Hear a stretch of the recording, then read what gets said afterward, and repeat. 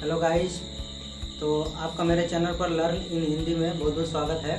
और आज हम देखेंगे कि जो तीन घात वाले हमारे बहुपद होते हैं उनके गुणनखंड को हम कैसे करते हैं। पिछले लेक्चर में आपने देख लिया था कि कैसे जो है हम जो भी दो घात वाले बहुपद होते हैं उनका गुणनखंड हम कैसे करते हैं। ठीक है, आज हम तीन घात वाले बहुपद के गुणनखंड को देखेंगे।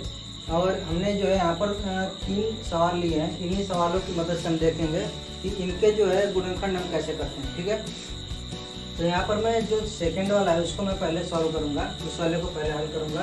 तो आपका जो सेकंड वाला वो है x का 3 घात है माइनस 8 का स्क्वायर है, 8x² है प्लस 19x माइनस 12 है। ठीक है, तो यहाँ पर मैं आपको इतनी आसान सी एक जो है विधि बताऊंगा जिससे कि आप इसको पूरे अच्छे से सॉल्व कर लेंगे, इसको हल कर सकते हैं। ठीक है, तो आपको क्या करना है कि यहाँ पर आपको देखना है कि कौन सी संख्या है। यहाँ पर कुछ नहीं लिखा, इसका मतलब एक है। तो आपको एक का और इसमें जो यहाँ पर जो संख्या है उसमें गुणा कर देना। तो एक का गुणा करेंगे 12 में, तो कितना हो जाएगा? 12 आएगा। अब जब 12 आ जाएगा तो मैंने आपको पिछले क्लास में बताया था कि कोई भी संख्या होती है तो उसका गुणनखंड हम कैसे करते हैं। तो क्या करना है आपको, सबसे पहले इस तरह लिखेंगे और यहाँ पर सबसे पहले 2 से भाग देंगे। देखेंगे कि इसमें भाग जा रही है नहीं, इसमें 2 से भाग जाएगी, चली जाएगी तो हो जाएगा 6 बार जाएगा। हमने 6 लिख लिया। फिर हम देखेंगे कि यहाँ पर 2 से भाग जा रही है नहीं, यहाँ पर 2 से भाग चली जाएगी 6 में, और कितनी बार जाएगी? 3 बार जाएगी। हम यहाँ पर 3 लिख लेंगे। ठीक है, अब देखेंगे फिर कि 3 में अब 2 से भाग जा रही नहीं, तो 2 से भाग नहीं जाएगी। इसका से क्या करेंगे? तो अब 2 से भाग नहीं जा रही तो हम एक और आगे बढ़ेंगे। क्या आगे बढ़ेंगे तो आएगा हमारा 3। तो 3 से देखें इसमें भाग जा रही नहीं, तो 3 से भाग चली जाएगी और कितनी बार जाएगी? 1 बार जाएगी। हमने उसको भी यहाँ पर लिख लिया। जब आपका यहाँ पर 1 आ जाएगा तो आपको क्या, आपको समझना है कि यहाँ पर हमारा पूरा जो गुणनखंड करने वाला जो संख्या थी उसको गुणनखंड करने वाला यहाँ पर जो प्रोसेस था वो कंप्लीट हो गया है, वो पूरा हो गया है। तो हमें क्या करना है, लिखना है इसको 12 को किस तरह, 1 गुणे 2 गुणे 2 गुणे 3। इतनी संख्या 1 है, 3 है, 2 है, 2 है, इस तरह से 1 गुणे 2 गुणे 2 गुणे 3 हमने लिख लिया। अभी इसलिए हमने किया है क्योंकि अब हम क्या करेंगे यहाँ पर देखिए कि आपको बताया था कि जैसे कि मैं बात करता हूँ कि पिछले लेक्चर की पिछले लेक्चर में मैंने आपको बताया था कि शून्य क्या होता है। शून्य के बारे में मैंने वहाँ पर आपसे बात की थी। तो शून्य मैंने बताया था कि जो भी संख्या अगर दी रहेगी कि इस जो बहुपद का शून्य है तो आपको क्या करना है, x की जगह पर वो संख्या रख देंगे। मान लिया कि अगर शून्य जो है 9 है किसी बहुपद का, तो आपको क्या करना है, x की जगह पर 9 रख दोगे। और जब 9 रखोगे आप उस बहुपद में तो क्या होगा, पूरे बहुपद का जो भी मान होगा वो 0 हो जाएगा। तो वही हम यहाँ पर कर रहे हैं। हमें क्या करना है, इसी में से जरूर एक ना एक, हमेशा इसमें से एक ना एक जो है आपका क्या होगा, इसका एक शून्य होगा। तो हमें इसी में से रख करके यही जो मान है इनको रख करके हम देखेंगे कि किस पर इस वाले बहुपद का मान 0 आ जाएगा। तो जिस पर 0 आ जाएगा वो क्या हो जाएगा, उसका एक शून्य हो जाएगा। ठीक है, तो हम क्या करेंगे, यहाँ पर रखेंगे सबसे पहले x की वैल्यू 1 रखेंगे, एक बार x की वैल्यू -1 रखेंगे, एक बार x का मान रखेंगे 2, एक बार x का मान -2, एक बार x का मान 3, एक बार x का मान -3। ठीक है, यानी कि आपके जितने भी यहाँ पर जो भी संख्या है 1 है, 2 और 3 है, हम सबको बारी बारी से रख के देखेंगे। और जिस पर हमारा इस बहुपद का मान 0 मिल जाएगा उस पर हमें रोक देना है। ठीक है, यानी कि हमें एक जो बहुपद का मान एक इसका शून्यक मिल गया, इस बहुपद का एक शून्यक मिल गया। अब मैं आपको एक उदाहरण दे रहा हूँ। ठीक है, जैसे आपने एक जो यहाँ पर x² 7x धन 12 आपने मान लीजिए आपके पास एक 2 घात का बहुपद है। तो जब आप इसका गुणनखंड करोगे तो कुछ इस तरह आएगा, x⁻4 और x⁻3 आएगा। ठीक है, यानी कि यहाँ पर कितना अधिक से अधिक घात है, 2 है। इसमें एक कोष्टक में कितना अधिक से बड़ी, सबसे बड़ी घात है 2 है, अरे सॉरी 1 है इसमें और 1 है इसमें।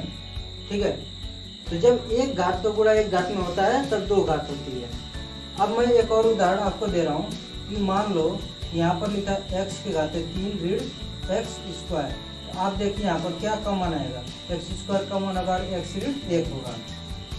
यानी कि अगर आपको एक जो यहाँ पर इस तरह का कोष्टक में जो भी चीज़ है वो मिल जाए, आपको बाहर वाली चीज का अंदाजा हो जाएगा कि अगर यहाँ पर अंदर एक घात है तो बाहर कितने से गुणा होगा। ठीक है, कितने से हो जाएगा, इससे जो है यहाँ पर एक घात इसमें है, अगर हमें 3 घात चाहिए तो यहाँ पर 2 घात से हमें गुणा करना पड़ेगा। ठीक है, यहाँ पर अगर हमें 2 घात चाहिए और यहाँ पर एक घात है तो एक घात से हमें गुणा करना पड़ेगा। इसी तरह से अगर मान लो कि यहाँ पर हमें मिल गया एक शून्य के है, ठीक है, एक शून्य के है तो इसको एक्स ऋण समथिंग मान लो ए है तो ए लिख दिया। अब क्या होगा, यहाँ पर जो भी चीज रहेगी एक दूसरा कोष्टक में किसमें आएगी, यहाँ पर एक घात है, यहाँ पर कितना चाहिए 3 घात, तो अधिक से अधिक यहाँ पर कितना घात आएगी, 2 घात आएगी। तो जब 2 घात यहाँ पर आ जाएगी तो आपको पता है कि 2 घात का समीकरण आप जो बहुत ही बहुपद जो आप आसानी से हल कर लेते हो, और पिछले लेक्चर में आपने देखा था। तो बस हमारा काम यही है कि हम क्या करेंगे कि जो 3 घात वाला इसको किसी भी तरह से हम 2 घात में तोड़ लें। इसीलिए हमें पूरा काम कर रहे हैं कि जो है यहाँ पर 1 और 12 का गुणा किया और उसका जो जितना भी आएगा उसका हमें क्या करना है, उस संख्या का गुणनखंड करना है, और उस संख्या में से जो गुणनखंड आई है इसमें से कोई ना कोई संख्या इस वाले बहुपद का शून्यक होगी। अब हम क्या करेंगे कि इसी में से इनको जो है हम यहाँ पर रखेंगे। सबसे पहले हम रखेंगे x का मान 1 रखेंगे इसमें। ठीक है, x का मान 1 गुणे 1 के घाते 3 ऋण 8 गुणे 1 के घाते 2 धन 19 गुणे 1 ऋण 12। अब देखिए आपका मेन जो है, मेन टारगेट क्या है, मेन मकसद क्या है, हमें बस यही पता करना है कि इसका मान 0 आ रहा है नहीं। आपको ये जो नहीं पता करना है कि इसका मान एग्जैक्ट कितना है, 59 आ रहा है कि 60 आ रहा है, ये सब आपको कोई लेना देना नहीं है। बस आपको पता करना है कि 0 आ रहा है नहीं। तो हम जो हर बार ऐसा नहीं करेंगे कि हम इसको गुणा करके यहाँ पर लिखेंगे, सबको फिर जोड़ेंगे घटाएंगे कितना आ रहा है, ये इस तरह नहीं देखेंगे। हम क्या करेंगे, हम ऐसे ही अपने मन में ही ऐसे ही देख लेंगे कि क्या 0 के आसपास आ रहा है क्या।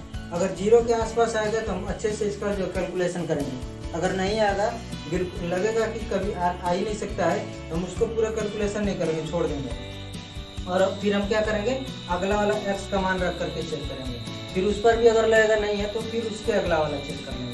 ठीक है, हमें यहाँ पर देखिए क्या होगा, 1 का गुणा करेंगे 1 होगा ऋण, यहाँ पर कितना आ जाएगा, यहाँ पर आ जाएगा 8, यहाँ पर 19। यहाँ पर देखिए इसका चिन्ह धन है, इसका चिन्ह धन है, 19 से 20 हो जाएगा, और ये ऋण 8 है, ऋण 12, तो कितना आ जाएगा, ऋण 8 और ऋण 12 ऋण 20, 20 ऋण 20 0 आ जा रहा है। हमें क्या करना है, इसको जो अच्छे से एक बार चेक करना है कि सही में मेरा कैलकुलेशन कहीं गलत तो नहीं है, क्योंकि अगर यहाँ पर आपकी कैलकुलेशन गलत हो जाएगी तो आपका पूरा का पूरा जो भी आप बहुपद को हल करोगे तो पूरा गलत हो जाएगा। तो आप क्या करोगे, यहाँ पर निकालोगे 1 ऋण 8 आएगा 19 ऋण 12। अब इसको आप क्या करोगे, इसका चिन्ह धन है, धन 1, इसका चिन्ह धन है, तो धन यहाँ पर हो गया, तो धन 1 धन 19 20 हो गया। ठीक है, और ऋण 8 है और ऋण 12 है, तो भी ऋण 20 हो गया। अब कितना आ जाएगा, पूरा 0 हो गया। जब ये 0 आ गया तो आपको क्या करना है, इसका मतलब कि ये जो हमने संख्या रखी है x का मान, यहाँ पर 1 जो रखा है, ये इस बहुपद का एक शून्यक है। तो जब शून्यक 1 मिल गया तो हमें क्या करना है, अब आगे जाने की जरूरत ही नहीं, बस रुक गया यहीं पर, और हम कुछ नहीं करेंगे। जो भी ये आपका यहाँ पर बहुपद दिया है इसको हम घटते हुए क्रम में, जो x का जो घात है उसके घटते हुए क्रम में लिख देंगे। इसके घटते हुए क्रम में ऐसे ही है, x के घाते 3 ऋण 8x स्क्वायर धन 19x ऋण 12। सबसे पहला स्टेप यहाँ पर हम लिख रहे हैं। अब क्या करेंगे कि हम 2 लाइन इस तरह लिखेंगे, आपको 2 लाइन लिखना है, और क्या लिखना है, एक कोष्टक में सबसे पहले लिख लेना है x ऋण 1। x ऋण 1 क्यों लिखा, क्योंकि आपको पहले बताया था कि जब भी किसी भी संख्या का, सपोज वहाँ पर हमने दिया था कि एक जो बहुपद उसका शून्य 3 है और 1 4 है, तो हम क्या करते थे, उसको लिख लेते थे कि वो बहुपद होगा x ऋण 3 हो जाएगा, और दूसरा कोष्टक में x ऋण 4 हो जाएगा। इस तरह लिख लेते थे, वही काम हम कर रहे हैं। इसका एक जो शून्य 1 है, हम इस तरह लिख लेंगे। अब देखिए, जो ये चीज़ मैंने आपको बताई थी कि यहाँ पर जो है एक घात है तो बाहर कितना घात आना चाहिए, सेम चीज़ है यहाँ पर 3 घात हमें चाहिए, यहाँ पर 1 घात हमें मिल गया, तो यहाँ पर कितने से गुणा करेंगे, x का 2 घात रहेगा।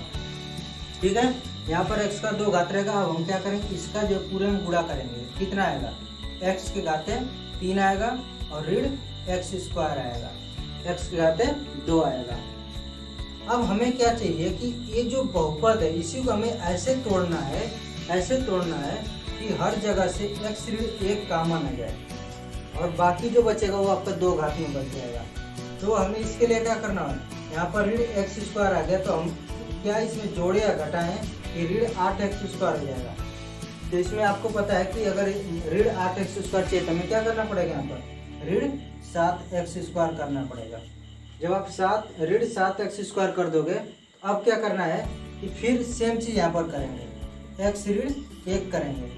अब ऊपर नहीं देखेंगे, अब हमें यहीं पर देखना है, यहाँ पर देखना है और देखना है कि यहाँ पर 1 घात है, हमें यहाँ पर क्या लिखना होगा, ऋण 7x लिखना होगा, जिससे कि इसका इसमें गुणा होगा, ऋण 7x का x में होगा तो ऋण 7x स्क्वायर हो जाएगा। और फिर क्या होगा, ऋण 7x का धन 1 में होगा, ऋण 1 में होगा तो आपका आ जाएगा धन 7x आ जाएगा। इतना यहाँ तक समझ में आ गया। अब फिर देखना है, हमें ऊपर देखना है कि यहाँ पर कितना है, धन 19x है, लेकिन यहाँ पर कितना है, धन 7x है। हम क्या करेंगे, धन 12x कर देंगे। अब पूरा कितना आ जाएगा, पूरा 19x हो जाएगा। अब यहाँ पर धन 12 और x ऋण 1 करेंगे। अब क्या होगा, धन 12x आ गया ऊपर, इतना तो ठीक है। अब यहाँ पर क्या जाएगा, ऋण 12। और हमेशा ध्यान रखना कि यहाँ पर ऋण 12 है तो यहाँ पर ऑटोमेटिक ऋण 12 आ जाएगा। जो भी संख्या रहेगी वो अगर आपका सही यहाँ पर गुणनखंड किया गया है, सब कुछ सही है, तो यहाँ पर जो ऋण 12 है, जो संख्या रहेगी वही जो यहाँ पर रहेगी वो यहाँ पर ऑटोमेटिक आ जाएगी इसका गुणा करने पर। वो आ गई, हमें पता चलेगा कि सब कुछ हमने सही किया है।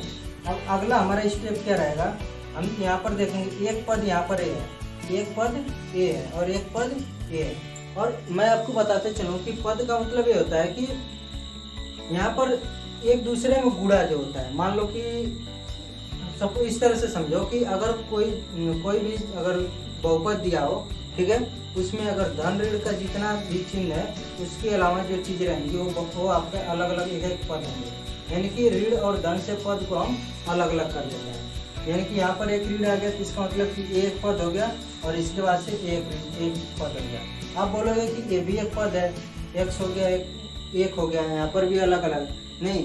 यहाँ पर इसलिए नहीं क्योंकि ये जो एक ही चीज़ है, हमने कोष्टक में इसको कर दिया, इसका मतलब कि एक ही चीज़ है और इसका जो गुणा किया गया है इसमें, यानी कि कुछ इस तरह है। x ऋण 1 को इस तरह समझो कि 7 है, मान लो कोई संख्या है और उसका गुणा 7x है तो 7x है, 7x को भी कुछ मान लो 8 हो गया तो 7 गुणे 8 कुछ इस तरह से है, ठीक है।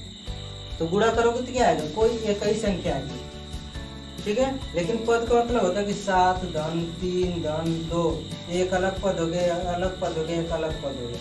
लेकिन ये नहीं है कि इसमें 3 का गुणा कर दिया तो 3 अलग पद हो गए, नहीं, ये कहीं में एक ही पद है, 2 गुणे 3 एक ही पद है। उसी तरह से अगर इनका गुणा है तो ये आपस में एक ही पद है। इस तरह से हमारे पास कितने पद हो गए, 3 पद हैं, लेकिन तीनों में आप ध्यान से देखोगे तो x ऋण 1 कॉमन है, हम इसको कॉमन निकालेंगे। इसको कॉमन निकाल लिया, अब क्या बचेगा, यहाँ से x स्क्वायर बचेगा, यहाँ से ऋण 7x बचेगा, यहाँ से धन 12 बचेगा। अब जो हमारा मेन मकसद था हो गया। आप देख सकते हैं यहाँ पर हमने उस चीज़ को प्राप्त कर लिया है। हमने क्या किया, x स्क्वायर ऋण 7x धन 12 मिल गया।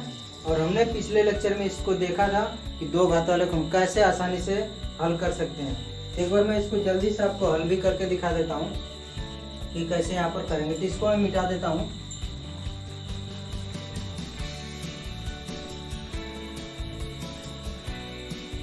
तो मैं अब यहाँ पर आपको बस इतने का हल करके दिखाता हूँ। x स्क्वायर ऋण 7x धन 12 है। 12 को आप फिर क्या करोगे, कुछ इस तरह से लिखोगे और देखोगे कि यहाँ पर कौन कौन सी 2 संख्याओं को जोड़ने पर 7 आ रहा और गुणा करने पर 12।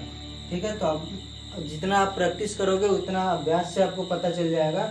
यहाँ पर अगर हम 3 धन 4 इस तरह करेंगे तो क्या होगा, जोड़ने पर 7 आ जाएगा और गुणा करने पर 12, तो धन 12। और आपको पता है कि यहाँ पर धन संख्या है तो इसलिए हमें जोड़ना पड़ेगा।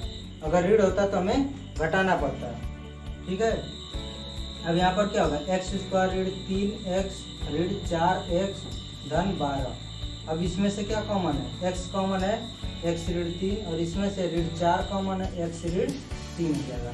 अब ए भी एक पद हो, एक ए भी पद हो गया, ठीक है। अलग अलग पद है, इसमें से देखो क्या कॉमन है। अब x ऋण 3 कॉमन आ रहा है, x ऋण 3 कॉमन आ गया तो क्या बचेगा, यहाँ से x ऋण 3 हटाओ तो x बचा, x लिख लिया, यहाँ पर ऋण बचा ऋण 4, x ऋण 3 को हटाया तो ऋण 4, बस ये आपका हो गया।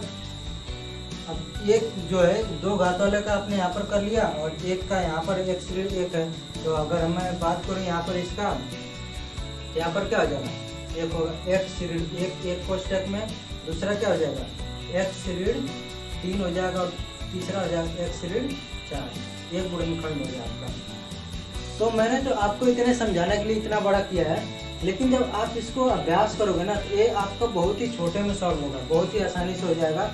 आपको कुछ नहीं करना होगा, आपको बस इस तरह से इसका गुणनखंड लिखोगे यहाँ पर और उसके बाद से एक एक करके रख लोगे और जहाँ पर मिलेगा आपको डायरेक्ट यहाँ पर इतना मिल जाएगा। और मैंने आपको बोला था कि जब आप 2 घात का समीकरण जब भी आप अच्छे से अभ्यास कर लोगे तो आपको इतना करने की जरूरत नहीं पड़ेगी, आप ऐसे देख करके यहाँ पर इसका बता सकते हो। जैसे कि मैंने आपको अभी थोड़ी देर पहले बताया था कि इसका क्या होगा, तो आप देख करके सीधे बता दोगे कि इसका जो गुणनखंड होगा, तो आपका जो सवाल यहीं पर खत्म हो जाएगा, जो भी यहाँ पर हल हो जाएगा, यहाँ पर पूरा आपको गुणनखंड मिल जाएगा। यानी कि 4 से 5 लाइन में आप इसको आसानी से कर सकते हो, ठीक है। तो वीडियो अभी थोड़ा सा लंबा हो रहा है, लेकिन हमें अभी 2 सवाल और करने हैं, ठीक है। इनको करने के बाद से हम वीडियो को यहाँ पर जो है बंद करेंगे। तो यहाँ पर आप देखिए कि अगला सवाल मेरा ये है, इसमें हमें क्या करना है, सबसे पहले हम 3 और 12 का गुणा करेंगे और 3 और 12 का गुणा करने पर हमें क्या आएगा 36 आएगा, 36 आएगा। लेकिन हमें कुछ नहीं करना, ठीक है, हमें इतना करने की जरूरत नहीं है। 3 को हमने अलग लिख लिया और 12 का क्या हो जाएगा, 12 को आपने अभी पिछले लेक्चर में देखा था, मैं डायरेक्ट लिख रहा हूँ। 12 का हो जाएगा 1 गुणे 2 गुणे 2 गुणे 3 हो जाएगा, तो आपका टोटल कितना हो जाएगा 36। अगर आपको लिखोगे तो हो जाएगा गुणे 3, ये भी यहाँ पर जुड़ जाएगा। तो आपको टोटल अभी कितनी संख्या मिल रही है, 1 मिल रही है, 2 मिल रही है और 3 मिल रही है, 3 संख्या। तो हमें क्या करना है, x का मान 1 हो सकता है, x का मान -1, x का मान 2, x का मान -2, x का मान 3, x का मान -3, ये 3 संख्या हमारी हो सकती है, जिनको हम रख करके देखेंगे और पता करेंगे कि इसमें से कोई एक इसका शून्य है या नहीं। अब हम क्या करें, 1 रखिए, 1 रखेंगे तो क्या होगा, यहाँ पर 3 हो जाएगा, यहाँ पर हो जाएगा ऋण 1 हो जाएगा, तो कितना आ जाएगा 3 और ऋण 1 कितना हो जाएगा 2 आएगा, और 2 में से ऋण जो है 20 जाएगा, कितना होगा ऋण 18 और ऋण 12 कितना आएगा, ये ऋण में ही आ रहा है, ठीक है। तो हम क्या करेंगे, 1 को नहीं रखेंगे। अब ऋण 1 को रख कर देखिए, यहाँ पर कितना आएगा ऋण 3 आएगा, यहाँ पर ऋण 1 आएगा, यहाँ पर धन कितना आ जाएगा धन 20 आ जाएगा और यहाँ पर ऋण 12, तो ऋण 12 यहाँ पर, ऋण 1 यहाँ पर, ऋण 3 यहाँ पर, कितना हो गया 3 1 4 हो गया और -16 और यहाँ पर धन 20, तो ये भी जो आपका धन में है। इसको एक बार देख लीजिए, चेक कर लीजिए कितना होगा, 3 गुणे ऋण 1 के घाटे 3 ऋण 1 के घाटे 2 ऋण 20 और यहाँ पर ऋण 1 ऋण 12 कितना हो जाएगा ऋण 3 ऋण 1 धन 20 ऋण 12, यहाँ पर ऋण 4 ऋण 12 ऋण 16 और यहाँ पर धन 20 कितना आ गया 4 आ गया। तो अभी भी हमारा 0 नहीं मिला। अब हम क्या करेंगे, 2 रख करके देखेंगे। तो 2 रख करके देखिए, तो अभी आपने जब 1 रखा था तो 1 में आपका क्या था, 1 में आपका ऋण आता। अब 2 रख करके देखिए तो 2 में क्या होगा, 3 हो जाएगा।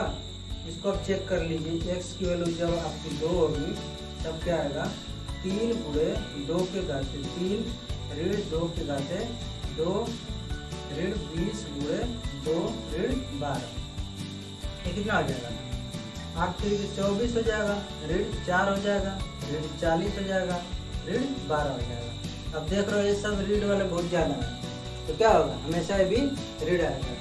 अब क्या करेंगे, x की जो मान है वो ऋण 2 रख करके देखेंगे, तो अब कितना आएगा 3 गुणे ऋण 2 के घाते 3 ऋण 2 के घाते 2 ऋण 20 गुणे ऋण 2 ऋण 12, ये कितना होगा, यह आ जाएगा -8 और -8 3 के 24 और ये ऋण 4 हो जाएगा और ये धन 40 हो जाएगा, ऋण 12 हो जाएगा। तो यहाँ पर आप देखेंगे कि ये कितना आ जाएगा, ऋण 28 और ऋण 12 कितना, ऋण 40 और धन 40, ये कितना आ जाएगा, 0 आ जाएगा। तो आपको मिल गया कि x का मान जब ऋण 2 है तब कितना हो रहा है, पूरा 0 हो रहा है, यानी कि एक इसका शून्य क्या हो गया, ऋण 2 मिल गया आपको शून्य। तो एक कोष्टक में क्या हो जाएगा, x ऋण 2 ये हो जाएगा, और ये कितना जाएगा, x धन 2 एक कोष्टक में जाएगा। बस आपको आगे का आसानी से हो जाएगा। और एक चीज यहाँ पर आप ध्यान देंगे थोड़ा सा, तो आप थोड़े से इंटेलिजेंस का प्रयोग करेंगे, तो आप जो इसका यूज ना कर किए होते आप, तो आपका डायरेक्ट इस पर आ सकते थे। कैसे, देखिए, जब आपने एक का यूज किया था, एक का प्रयोग किया था, तो ऋण में बहुत ज़्यादा मिल रहा था आपको। ठीक है, मैं आपको दिखा देता हूँ कि जब आपने x का मान जो है 1 रखा था, तब आपका कितना मिलेगा, 3 मिलेगा, ऋण 1 मिलेगा, ऋण 20 मिलेगा, ऋण 12 मिलेगा। ठीक है, यहाँ पर बस 3 धन में है और बाकी कितने हैं, सब जो है ऋण में है। तो यहाँ पर आपको मिलेगा ऋण 30 मिलेगा। ठीक है, लेकिन आप जब मतलब यहाँ पर ऋण 1 यूज किए थे तो आपको 4 मिला था। ठीक है, यानी कि आप जब धन 2 यूज करोगे तब आपको अभी 0 नहीं मिल सकता है, क्योंकि जब आप धन 1 यूज किए थे तो इतना बहुत कम मिला था, ऋण में मिला था। लेकिन जब आप ऋण 1 यूज कर रहे थे तो 4 मिला था। तो इसलिए आप डायरेक्ट यहाँ से, अगर आपको ये पता चल गया कि इसमें इतना मिल रहा है, इसमें इतना मिल रहा है, तो आप डायरेक्ट ऋण 2 यूज करो। ठीक है, तो चलिए अभी आपको एक मिल गया, इसका शून्य क्या है, फिर हम अगला स्टेप यूज करते हैं। क्या करेंगे, अब हमारा अगला काम होगा, इसको जो है हम ऐसे एक घटते हुए क्रम में, इसके जो भी x है इसके घात के घटते हुए क्रम में लिखेंगे। तो ऋण 3x के घाते 3 और ऋण x के घाते 2, ऋण 20x ऋण 12 घटते हुए क्रम में हो गया। अब क्या करना है, आपको 2 लाइन लिखना है इस तरह, और यहाँ पर क्या आएगा, x धन 2 लिख लिया। अब इसमें किसका गुणा करना है, 3x के घाते 3 चाहिए, तो आपको 3x स्क्वायर यहाँ पर लिखना पड़ेगा, तभी 3x के घाते 3 आएगा। ठीक है, तो इसका गुणा कीजिए अब इसमें पूरे में, तो क्या हो जाएगा, 3x के घाते 3 धन 6x स्क्वायर, इतना हो जाएगा। और यहाँ पर आपका क्या है, ऋण x स्क्वायर, तो आपको क्या करना पड़ेगा, ऋण 7x स्क्वायर करना पड़ेगा, जिससे कि आपको मिलेगा ऋण x स्क्वायर। और यहाँ पर क्या आ जाएगा, ऋण 7x और ये x धन 2। ठीक है, अब क्या करना है कि इसका गुणा फिर इसमें करेंगे, ऋण 7x स्क्वायर ऋण 14x हो जाएगा। हो गया ऋण 14x। अब यहाँ पर देखिए कितना है, ऋण 20x है, तो हमें क्या करना पड़ेगा, ऋण 6x, यहाँ पर ऋण 6x धन 2 कर दिया, ऋण 6x हो गया ऋण 12।